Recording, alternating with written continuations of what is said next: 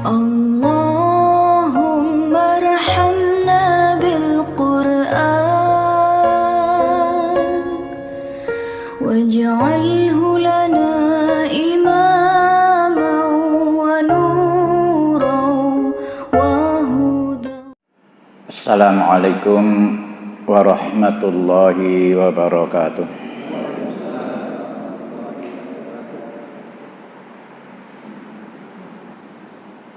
Bismillahirrahmanirrahim.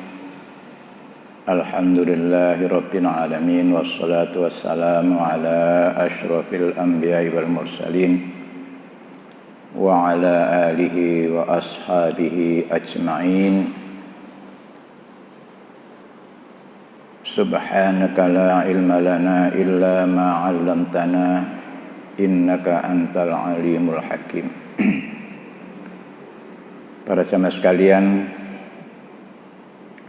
sambil menunggu saudara-saudara kita yang mungkin masih dalam perjalanan, mari kita masuki pelajaran kita pagi ini.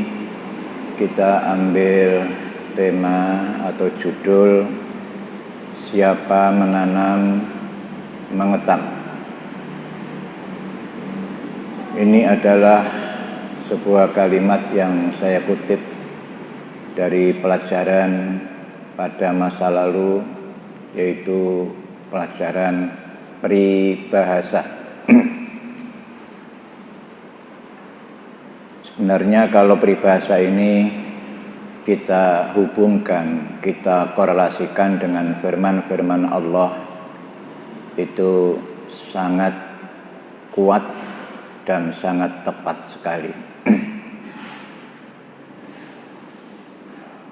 Ayat pertama yang kita angkat adalah kita ambil dari surat ke-35, yaitu surat Fatir. Ayatnya 39. A'udzu billahi minasy syaithanir rajim.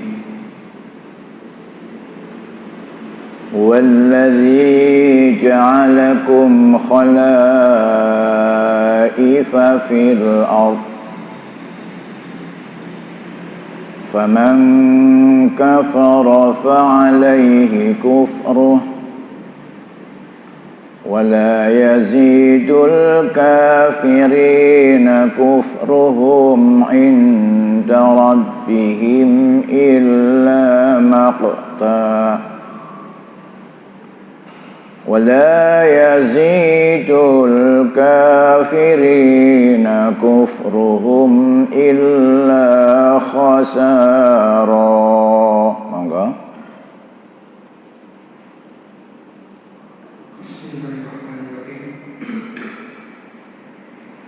Dialah yang menjadikan kamu sebagai khalifah di bumi. Barang siapa kafir, maka akibat kekafirannya akan menimpa dirinya sendiri. Dan kekafiran orang-orang kafir itu hanya akan menambah kemurkaan di sisi Tuhan mereka. Dan kekafiran orang-orang kafir itu hanya akan menambah kerugian mereka belaka. Iya. Ayat ini sangat penting kita jadikan sebagai pedoman kita di dalam menjalani kehidupan dan penghidupan, agar kita tidak salah langkah, tidak salah pilih untuk menempuh jalan mana yang akan kita gunakan atau yang akan kita lalui.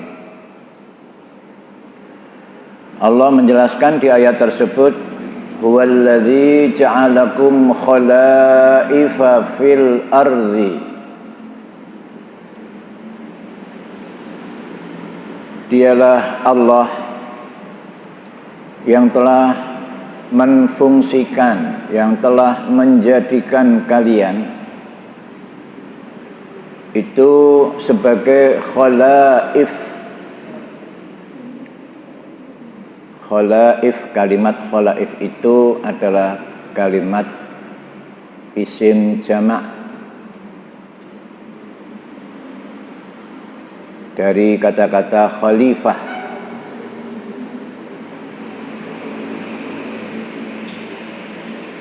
Kita sudah sering membahas tentang makna khalifah.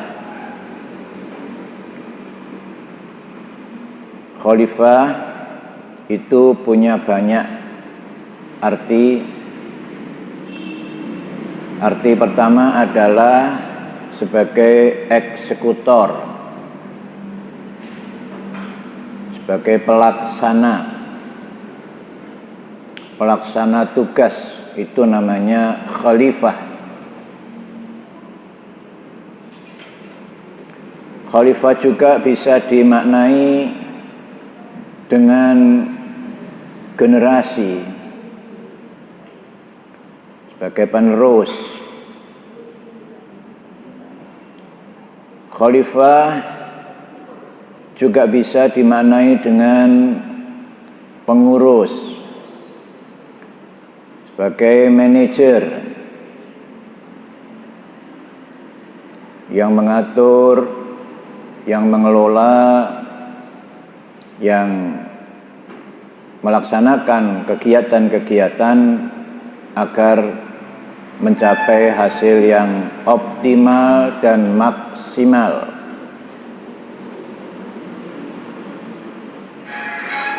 Maka untuk itu kita sedikit banyak harus mengenal cara manajemen, memanage setiap kegiatan, setiap keinginan, setiap rencana itu harus di-manage dengan benar.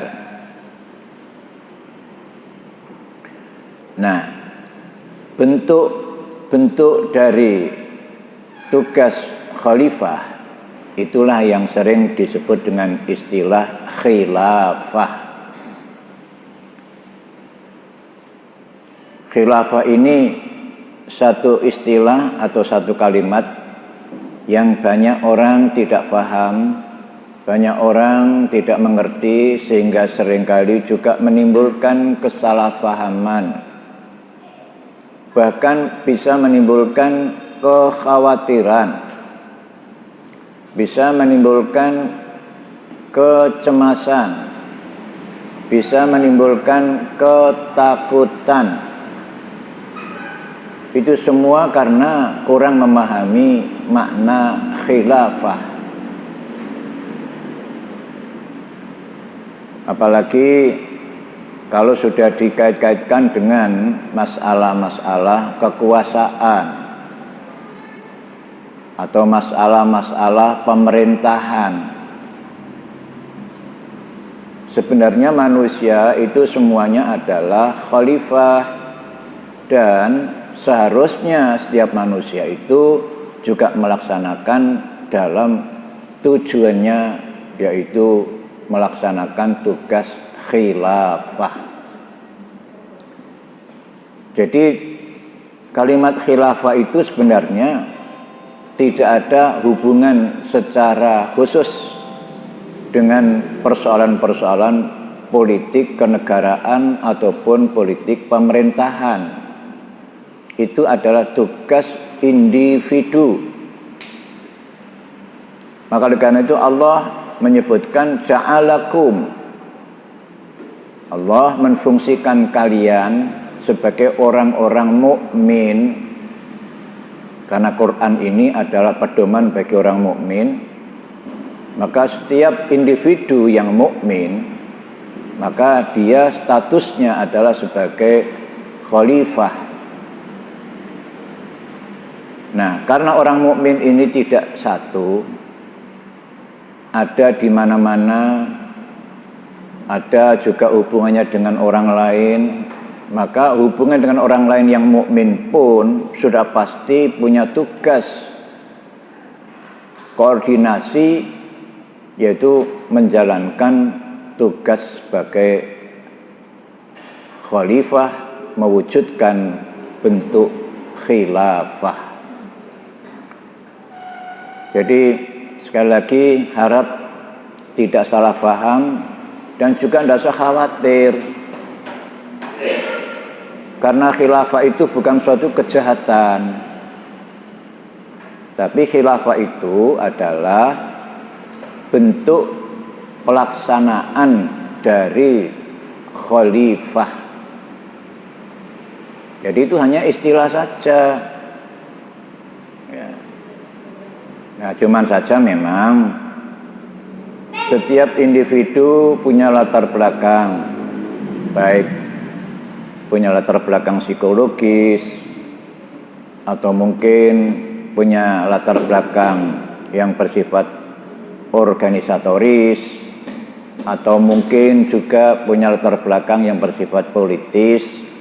Maka akhirnya kalimat khilafah ini dikemas dalam kemasan menurut apa yang mereka punya. Nah, tetapi bagi orang-orang yang faham betul terhadap makna khilafah, itu justru tidak ada efek negatif sama sekali. Justru itu akan membangun mental spiritual bagi tiap-tiap orang mukmin tetap melaksanakan tugas dan fungsinya sebagai manusia. Jadi jati dirinya manusia itu sebenarnya adalah khalifah. Nah, tapi di dalam ayat ini Allah sudah menyebutkan ja'alakum, Allah menfungsikan kalian. Nah, siapa yang diberitahu Allah di dalam ayat ini? Yaitu orang-orang yang mukmin. Jadi orang mukmin itu harus mampu menjadi khalifah.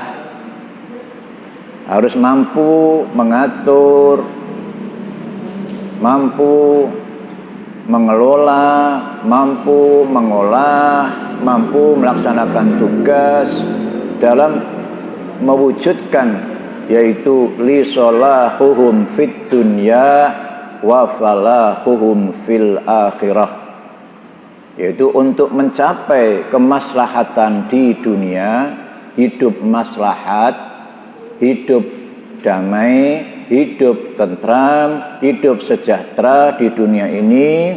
Dan apabila sudah tercapai dengan tujuan ini, maka kelak Allah akan memberikan falah, yaitu kebahagiaan fil akhirah, di akhirat nanti.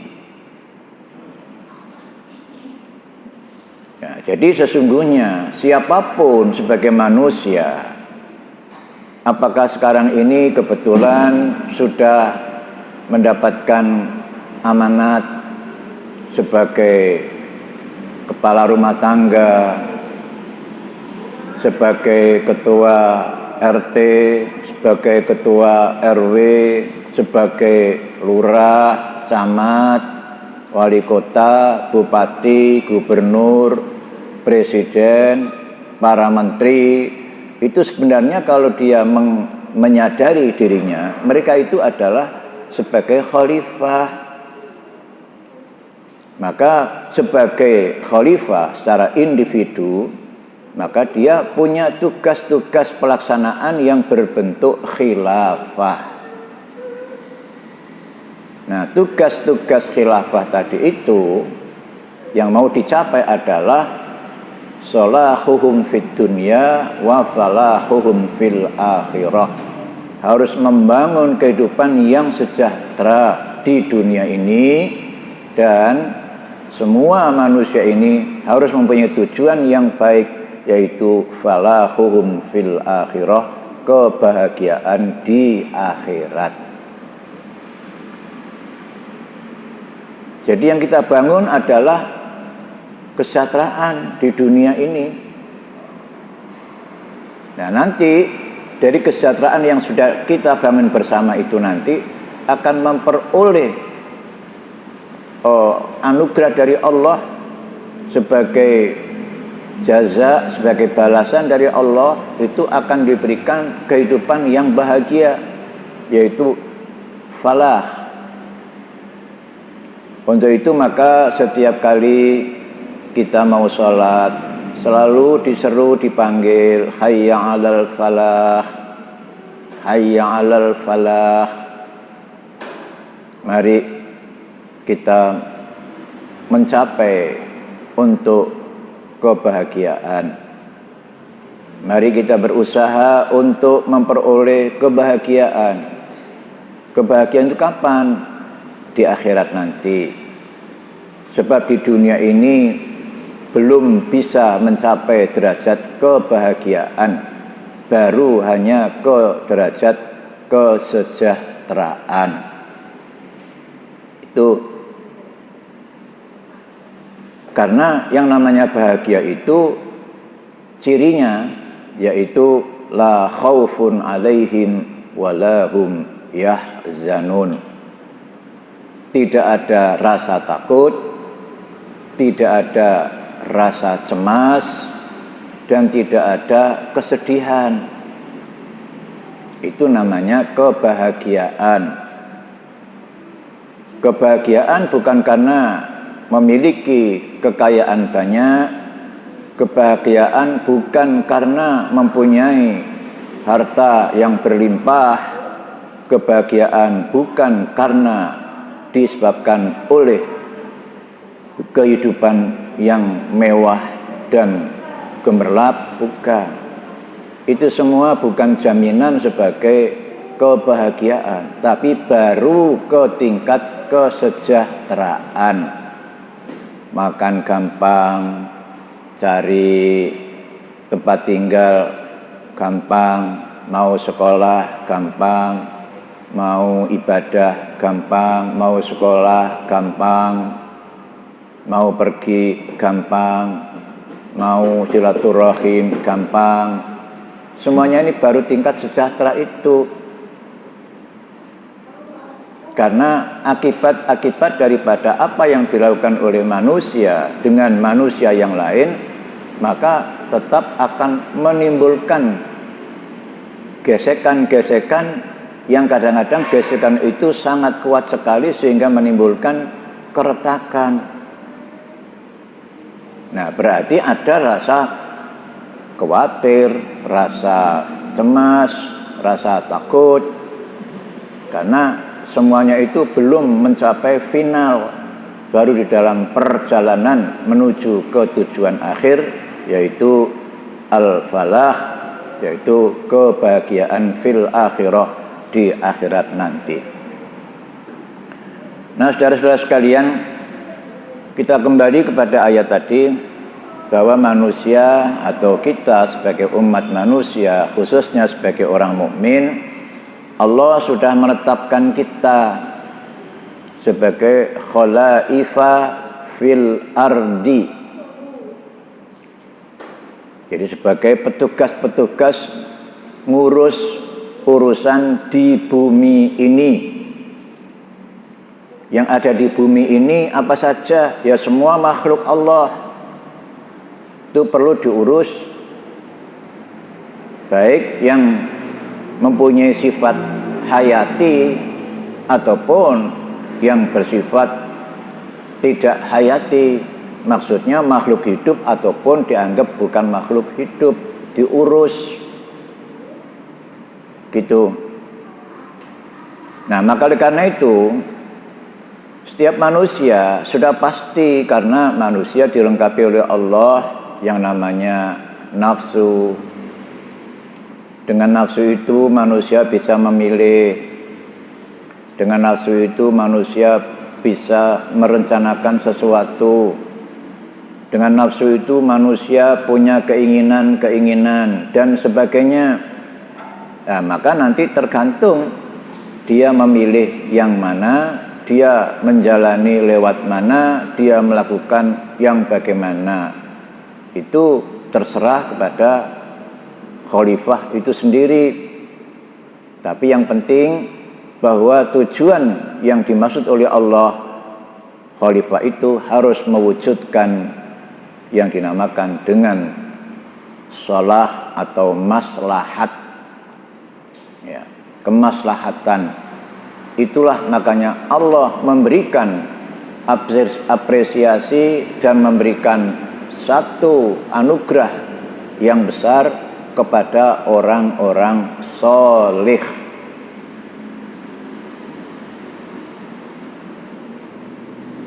Jadi orang mukmin itu aktivitasnya harus menjadi orang solih. Makanya dikatakan innalladzina amanu wa amilus solihat.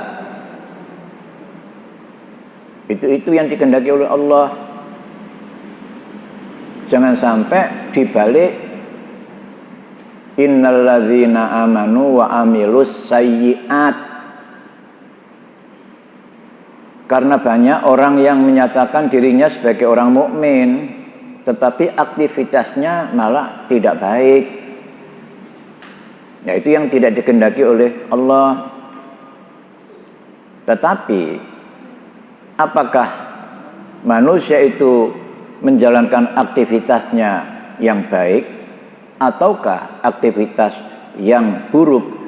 Semuanya itu akan mendapat balasan, mendapatkan upah dari Allah Subhanahu wa ta'ala. Nah, itulah yang nanti apakah dia akan mencapai sholahum fil akhirah apa tidak, itu tergantung sikap dan perilaku kehidupan manusia pada zaman di dunia ini.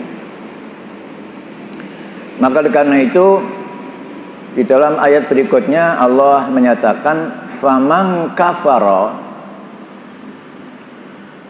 barang siapa yang kafir. Ya, ini juga saya ulang-ulang, istilah kafir itu menjadi polemik. Orang itu marah kalau disebut kafir. Ya itu pun kan karena tidak ngerti. Kafir itu bahasa kitab suci. Kafir itu artinya kafaro, itu menutup diri. Itu kafir. Dari mana? Dari kebenaran. Dari kebaikan. Jadi orang yang menutup diri dari kebenaran itu Al-Quran menyatakan kafaro. Orang diberi nasihat yang baik dan benar tapi menolak, itu juga namanya kafaro. Apalagi dia berusaha untuk menutupi kebenaran dan memunculkan kebatilan. Inilah hal-hal yang seringkali manusia itu sering tidak bisa menyatukan persepsi dalam kehidupan ini karena kekurangfahaman terhadap wahyu-wahyu kalamullah itu.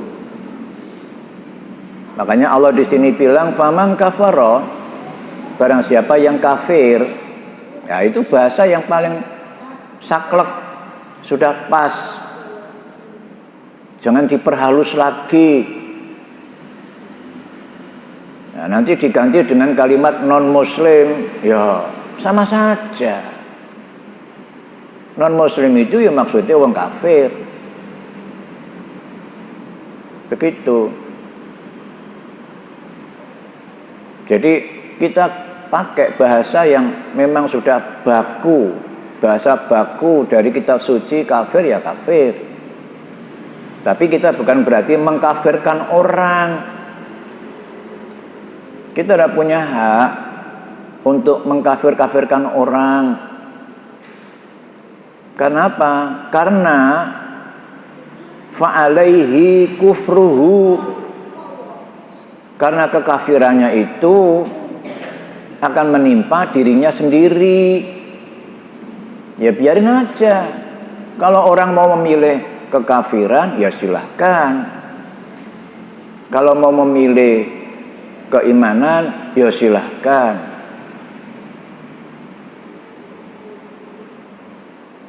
Makanya Allah Subhanahu wa ta'ala di dalam hal ini sudah memberikan kebebasan untuk memilih, sebagaimana yang difirmankan di dalam surat ke-18,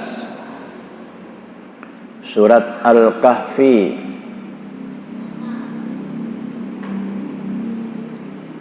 Kalau tidak salah ayatnya di ayat 29. Coba tolong dibantu mencari. Ayatnya berbunyi begini, wa qulil haqqu mir rabbikum faman syaa'a falyu'min wa man syaa'a falyakfur.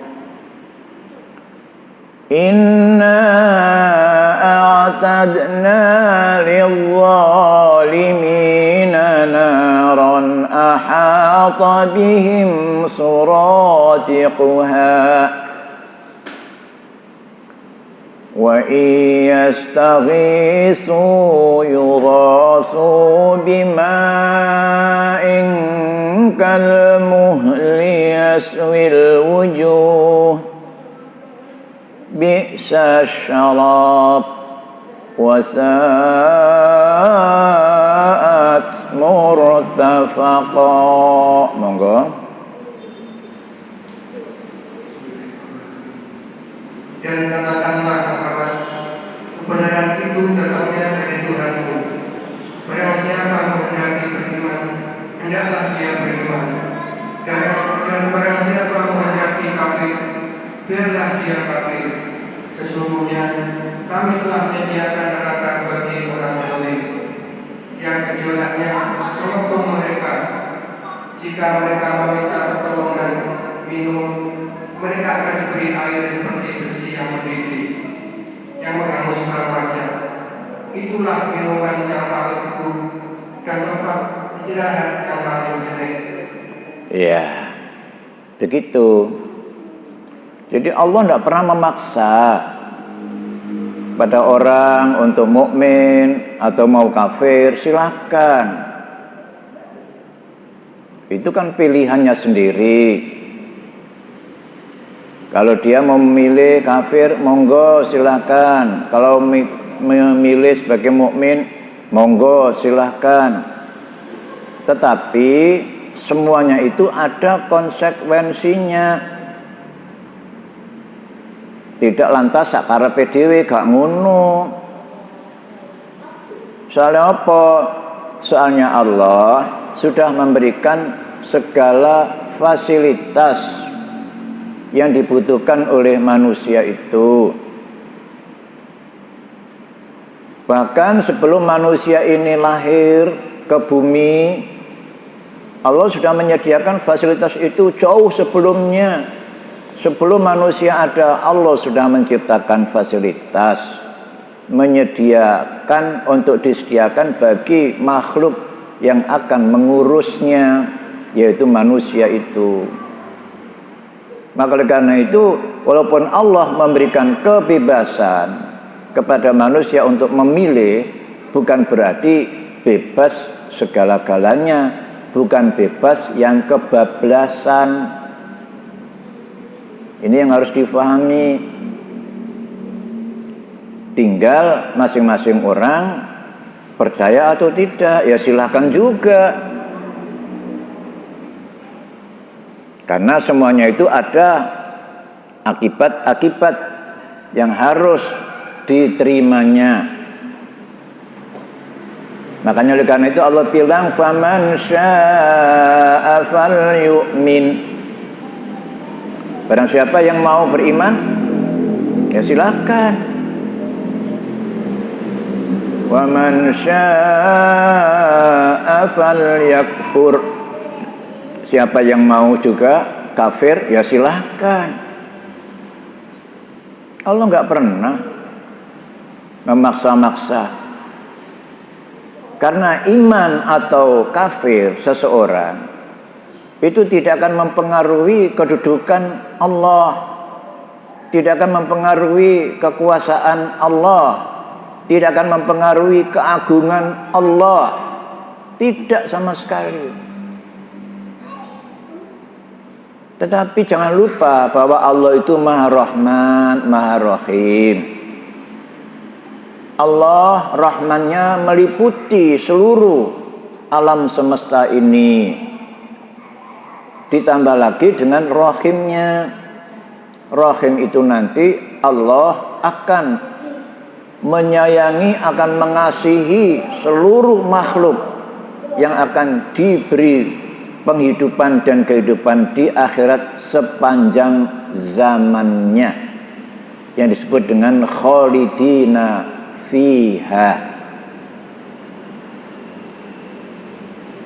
Maka oleh karena itu, dengan kemurahan Allah membedakan masa waktu di dunia dengan masa waktu di akhirat. Satu hari di akhirat itu konversinya, perbandingannya sama dengan 50.000 tahun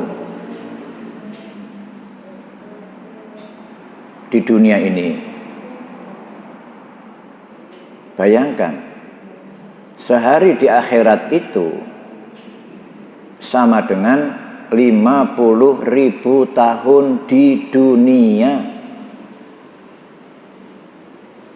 Makanya hidup kita ini disebut hayatud dunia, kehidupan dunia. Dunia itu apa? Dana, pendek.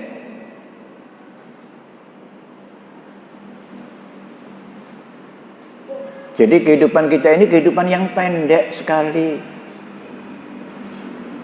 Meskipun kita mungkin merasa sudah lama hidup, sudah 70 tahun, ada yang 80 tahun, ada yang 90 tahun, bahkan mungkin ada yang 100 tahun, koyok-koyok wis suwe. Tapi sebenarnya itu masih pendek sekali dibandingkan dengan kehidupan di akhirat nanti. Nah, kepayahan-kepayahan yang dialami oleh manusia semasa di dunia ini nanti, yang pendek ini nanti akan hilang begitu saja kalau kita memperoleh kehidupan di akhirat yang mengikuti petunjuk dan hidayah Allah Subhanahu wa taala. Itu. Oke. Maka oleh karena itu, kalau ada orang yang memilih kepada kekafiran, maka itu merugikan diri sendiri. Karena apa? Karena dia tidak akan memperoleh al-falah, kebahagiaan sedikit pun di akhirat nanti. Maka oleh karena itu di dalam ayat tadi Allah melanjutkan, wala yazidul kafirina kufruhum inda rabbihim illa maqta. Maka orang-orang kafir disebabkan oleh kekafiran mereka itu, di sisi Allah nanti dia tidak mendapatkan apapun kecuali kemurkaan Allah. Allah murka. Tapi apakah Allah murka itu kemudian Allah menyiksa orang? Tidak. Allah tidak pernah menyiksa siapapun. Nah kok orang-orang kafir dimasukkan neraka? Itu bukan Allah yang menyiksa, tetapi dia yang memang memilih untuk disiksa.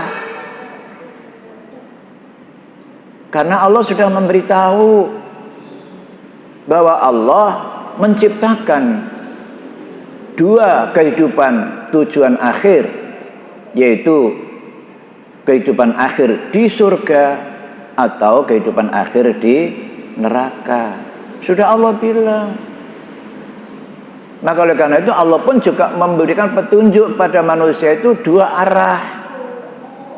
Ada arah jalan menuju ke surga, ada arah jalan menuju ke neraka. Nah, tinggal manusia mau memilih lewat yang mana. Kalau jalan yang dipilih adalah jalan menuju ke surga, ya pasti akan sampai ke surga. Sebaliknya, kalau jalan yang dipilihnya menuju ke jalan neraka, maka ya jangan salahkan kalau dia nanti masuk neraka, karena itu pilihannya sendiri. Tapi Allah hanya menyediakan. Makanya tadi di dalam surat Al-Kahfi ayat 29 tadi Allah bilang inna a'tadna, sesungguhnya kami telah menyediakan. Untuk siapa? Lidzalimin, bagi orang-orang yang zalim. Apa yang disediakan Allah untuk orang-orang zalim? Yaitu naron. Ada neraka, ada api, yang mana api itu ahata bihim suradiquha, yang mengepung dirinya sendiri dari kanan, dari kiri, depan, belakang, bawah, atas. Sehingga wa iyastaghisu, kalau mereka minta minum karena kepanasan, gak kuat, maka akan diberi minum. Yughasu, diberi minum, tapi tidak bisa memilih, karena itu pilihannya sendiri.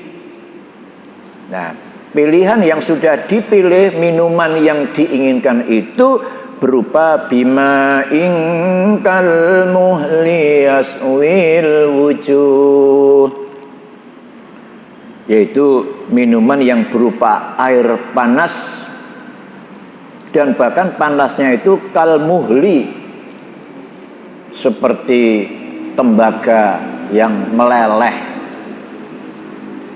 tembaga yang mencair. Bayangkan berapa ukurannya, berapa derajat panasnya api yang bisa melelehkan tembaga, yang bisa melelehkan logam. Bisa dibayangkan. Yang mana sudah tidak pelak lagi, yaswil wujuh, akan menghancurkan dirinya itu.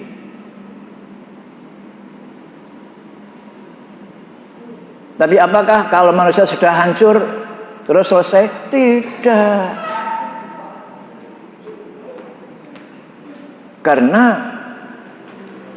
setiap manusia itu dibakar sampai hangus, maka Allah kemudian membangun kembali kulit-kulit dan tubuhnya itu, diperbarui oleh Allah untuk merasakan lagi. Begitu dan seterusnya. Jadi bukan selesai, hancur, selesai, hangus, sudah selesai. Bukan. Itulah makanya Allah bilang bi'sa syarab, minuman seperti itu adalah seburuk-buruk minuman. Maka oleh karena itu jangan pilih tempat tinggal yang buruk itu. Wasa'at murtafaqa, neraka itu adalah tempat tinggal yang sangat buruk sekali. Maka kalau membangun rumah, itu membangun rumah yang membawa ketentraman, ketenangan, kesejahteraan, kebahagiaan. Jangan membangun rumah yang seperti itu. Karena ada yang orang pikirannya jernih, bersih, benar, maka dia tidak akan menempuh jalan ke neraka, tapi akan menempuh jalan ke surga. Karena di sana mendapatkan anugerah yang banyak sekali, yang dikatakan dengan al-falah, kebahagiaan itu. dan gambarannya sungguh luar biasa. Bagaimana gambaran yang akan dialami oleh manusia di surga itu. Nah, inilah saudara-saudara, maka oleh karena itu kalau ada orang yang menempuh jalan kekafiran, memilih kekafiran, maka itu akan menjadi penyesalan sepanjang hidupnya nanti. Maka untuk itu ayat tadi mengatakan wala yazidul kafirina kufruhum illa khasara. Dan orang-orang kafir akibat daripada kekafirannya itu dia tidak akan memperoleh apapun kecuali khosaro, yaitu kerugian besar, rugi. Karena apa? Karena dia tertipu oleh bayangan-bayangan dunia ini. Dia tidak percaya dengan janji-janji Allah. Ya namanya orang kafir, ya gak percaya. Makanya kafir itu menutup kebenaran. Janji Allah dianggap bohong, tapi janjinya setan dianggap benar. Yaitu orang kafir namanya. Jadi sing bener malah dianggap salah, sing salah dianggap benar. Yaitu potretnya orang kafir. Jadi kalau ada orang seperti itu disebut kafir, itu tidak usah marah-marah, nggak usah tersinggung. Ya memang begitulah keterangan yang diperoleh dari yang punya status hukum. Karena hanya Allah yang memegang kewenangan status hukum, itu hanya Allah. Jadi ini kita supaya paham. Maka oleh karena itu judul kita pagi hari ini, siapa menanam mengetam. Artinya siapa yang menanam kebaikan pasti akan mengetam kebaikan. Siapa yang menanam keburukan pasti akan mengetam keburukan. Siapa yang menanam kejahatan, dia pasti akan mengetam kejahatan itu. Itulah dalam peribahasa siapa menanam mengetam. Oke. Mari kita teruskan, kita ambil keterangan dari ayat yang lain. Kita coba membuka di surat ke-30, yaitu surat Ar-Rum ayat 44.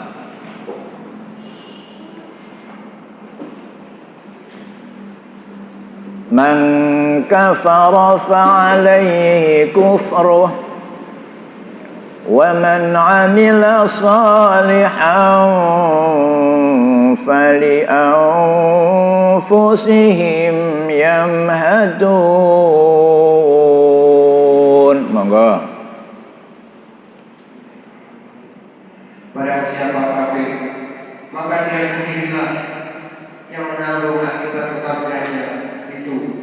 Dan barang siapa mengerjakan kebajikan, maka mereka menyiapkan untuk diri mereka sendiri tempat yang menyenangkan. Iya. Begitu indahnya penjelasan keterangan dari Allah tentang siapa manusia ini. Dengan anugerahnya Allah telah memberikan akal, pikiran, perasaan untuk bisa membuat pilihan-pilihan. Ya, tergantung manusia tadi mau memilih yang mana, akalnya bagaimana memilih yang itu. Kenapa orang itu memilih yang ini dan memilih yang itu, itulah terserah manusianya. Di mana Allah berfirman, man kafara, barang siapa yang kafir, maka dia akan menanggung akibatnya. Fa'alaihi kufruhu, maka kekafirannya itu akan dipikulnya, akan ditanggungnya, juga akan dipertanggungjawabkannya. Nah, sebaliknya, wa man 'amila sholihan, dan barang siapa yang mengerjakan kebajikan-kebajikan, melakukan kesalehan-kesalehan, melakukan kemaslahatan, maka oleh Allah disebut fali anfusihim yamhadun, maka berarti orang itu telah menyiapkan untuk diri mereka sendiri, yaitu tempat yang menyenangkan. Berarti orang mukmin dan orang yang beramal soleh itu berarti telah membuat persiapan untuk tempat tinggal yang menyenangkan. Gitu. Jadi itulah ending daripada kehidupan umat manusia, yang nanti ada yang masuk surga, ada yang masuk neraka. Dan itu sudah digariskan oleh Allah. Tetapi garis ini bukan Allah memaksa harus masuk ke situ, bukan. Tergantung pilihan manusia itu sendiri. Milih yang bagaimana. Mau memilih yang enak atau yang tidak enak, ya monggo silakan. Tergantung dari pilihan manusia itu sendiri. Oke, saudara-saudara, kemudian mari kita lanjutkan keterangan-keterangan dari Allah yang banyak sekali tentang ini, agar kita ini lebih mantap, lebih memahami apa yang diterangkan oleh Allah tentang bagaimana manusia untuk mencapai targetnya. Apakah dia mentargetkan kebahagiaan? Apakah dia mentargetkan kesengsaraan? Itu tergantung pilihan. Hanya saja manusia tidak tahu, bahkan tidak percaya ada target kebahagiaan, ada target kesengsaraan, karena memang dia kafir. Gitu loh. Jadi kafir itu gak percaya, dikandani ngeyel, dinasihati malah bantah. Ngono ku jenenge wong kafir. Makanya kita tidak boleh, kalau kita ini orang tidak kafir, maka sikap kita adalah sami'na wa ata'na. Kita mendengar dan kita mentaati. Nek gak ngerti, takon. Jangan ngeyel, jangan bantah. Karena kita ini hanya sebagai petugas-petugas pelaksana yang ditetapkan oleh sang pemilik, oleh sang pencipta.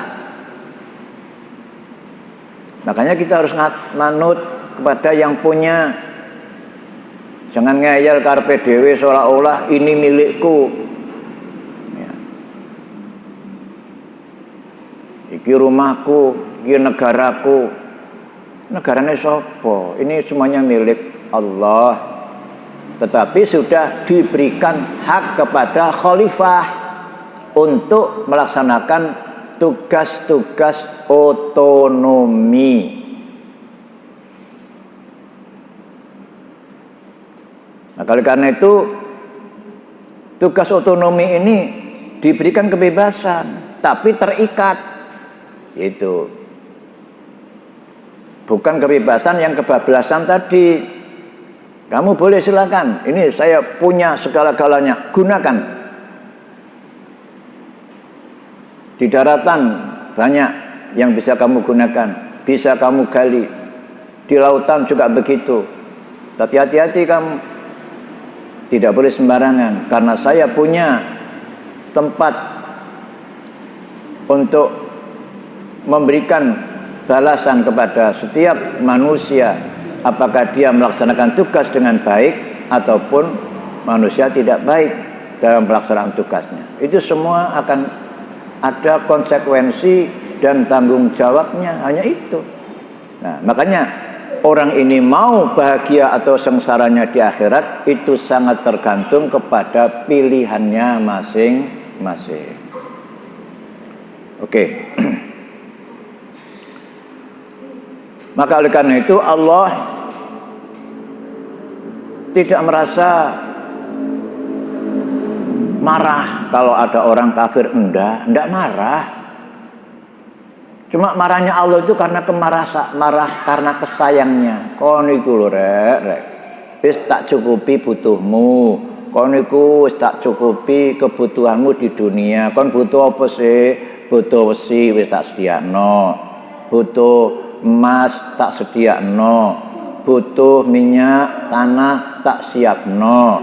Butuh tambang ini tak sediakno. Kabeh kebutuhanmu tak cukupi. Kau nek gelem mengelola dengan benar dan baik sesuai dengan petunjuk-petunjukku, kamu nanti akan saya beri kelebihan yang lain sebagai rasa terima kasihmu kepadaku. Tak kei sing wakeh, sing enak mana. Dan kamu tidak usah kesana kemari, karena kamu tinggal duduk, tinggal berada di tempat itu. Kamu akan mendapatkan apa yang kamu minta, yaitu di surga itu. Tapi kalau kamu salah di dalam mengelola kekayaanku ini, ya, karena semua ini lillahi mirasus samawati wal ard. Segala kekayaan yang ada di langit dan di bumi ini semuanya lillah, kepunyaan Allah. Bukan milik manusia. Makanya jangan terlalu GR. Itulah yang pernah disinggung oleh Rasulullah sallallahu alaihi wasallam tatkala turunnya surat At-Takatsur. Ya. Alhaakumut takatsur hatta zurtumul maqabir